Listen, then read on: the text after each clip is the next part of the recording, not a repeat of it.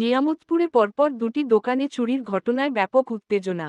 ওম readymade দোকান থেকে চুরি যায় নগদ 50,000 টাকা। একই কায়দায় জয় বালাজি মোবাইলস থেকে উধাও 30 থেকে 35টি মোবাইল, বাজার মূল্য প্রায় 80 লক্ষ টাকা। ঘটনার প্রতিবাদে ব্যবসায়ীরা জিটি রোড অবরোধ করে বিক্ষোভ দেখান। সিসিটিভি ফুটেজ ইতিমধ্যেই ভাইরাল। আজ ঘটনাস্থলে তদন্তে আসে আসানসোল ডিটেকটিভ ডিপার্টমেন্ট। এডিসিডি মীর সাইদুল আলী সহ ডিডি টিম দুই দোকানের প্রতিটি দিক খতিয়ে দেখেন। কুলটি থানার নিয়ামতপুর ফাঁড়ির পুলিশও সমান্তরালে তদন্ত চালাচ্ছে। সব থেকে আগে বলুন দোকানে কি ঘটনা ঘটেছিল। বিগত 15 নভেম্বর সকাল সোয়া 4টা নাগাদ 5-6 জন অজ্ঞাত লোকে আমার দোকানের ভিতরে ঢুকলো, শাটারটা ছেড়ে। আমার নতুন স্টোর নিয়ামতপুর জিটি রোডের মাথায় আছে। আমরা স্বপ্নে ভাবতে পারিনি এরকম জিটি রোডের মাথায় দুষ্কৃতীরা দোকানের মধ্যে ঢুকে পড়বে। ভিতরে ঢুকে আমার গ্লাস ডোর খুলে ভিতরে গিয়ে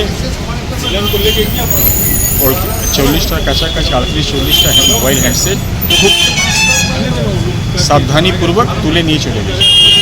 তার বাজার ভ্যালু কত হবে? মোবাইলের বাজার ভ্যালু কত হবে? বাজার ভ্যালু অ্যাপ্রক্স দেখবেন 25-30 লাখ টাকা তো আছে, তার বেশি আছে, কম নেই। আর এক্সাক্ট বলা আপনি জানেন। আজকে কি হল? আজকে অ্যাডমিনিস্ট্রেশন পক্ষ থেকে লোকজন এসেছিলেন, আমাদের অখিল মুখার্জি সাহেব বা আইও সাহেব এসেছিলেন, আর ডিডি ডিপার্টমেন্ট থেকে লোকজন এসছেন জিজ্ঞাসাবাদ করার জন্য, ইনভেস্টিগেশন করার জন্য। ইনভেস্টিগেশন অফিসারগুলো সব এসছেন, নানা রকম জিজ্ঞাসাবাদ আমাদের করেছেন, কীরকম ঘটনাটা ঘটলো না ঘটলো, যেগুলো আছে সেগুলো দেখলেন। এখনো পর্যন্ত পুলিশের তদন্ত কীরকম চলছে? মনে তো হয় যে খুব ভালোই চলছে, এরা ট্রাই করছে, কিন্তু এখনও কি সেরকম কোনো প্রপার লিড আমরা পাইনি। এরা বলছে, কিন্তু আমাদের পুরা বিশ্বাস প্রশাসন যে হিসাবে লেগে রয়েছে খুব শীঘ্রই এরা আসামি ধরে ফেলবে, যতটা বিশ্বাস আমাদের।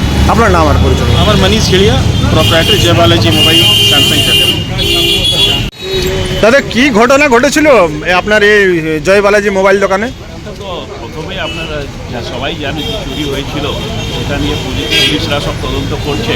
ওটারই সব এভিডেন্সগুলো আর এইসব কি আছে ওইসব জন্য সব অ্যাক্টিভ আছে। আজকে কারা এসছিল? ডিডি এই ক্যাফের মালিক আমাকে ফোন করলো কি আজকে ডিডি ডিপার্টমেন্ট আসছে, এসেছে, তো আপনিও একবার চলে আসুন। তো আমরা চলে এসেছি, উনিরা সব এভিডেন্স গ্যাদার করছেন। দে আর ভেরি অ্যাক্টিভ, আর সব কিছু যত এভিডেন্স আছে ওরা সব নোট ডাউন করে যখন কী ঘটনা হয়েছিল সেগুলো ওটা তদন্ত করতে এসেছে। আপনি তো ব্যবসায়ী সংগঠনের একজন অ্যাক্টিভ তো নিয়ামতপুর বাজারের একেবারে জিটি রোডের পাশে এরকম ঘটনা, কতটা আশাবাদী পুলিশ কি রিকভার করতে পারবে? নিয়ামতপুরে 6-7টা কেস হয়েছে, আপনারাও ভালো করে জানেন, সেটা রিকভারি হয়েছে। ব্যবসায়ীরা তো সবসময় আশাবাদী থাকে, আর এই পেশেন্স রাখলে যে পেশেন্স রাখবে ও আর জয় হবে। তো আমরাও পেশেন্স রেখে আছি। আপনার নাম্বার পরিচয়? Sachin Balotia, secretary, Niyamatpur merchant chamber of commerce.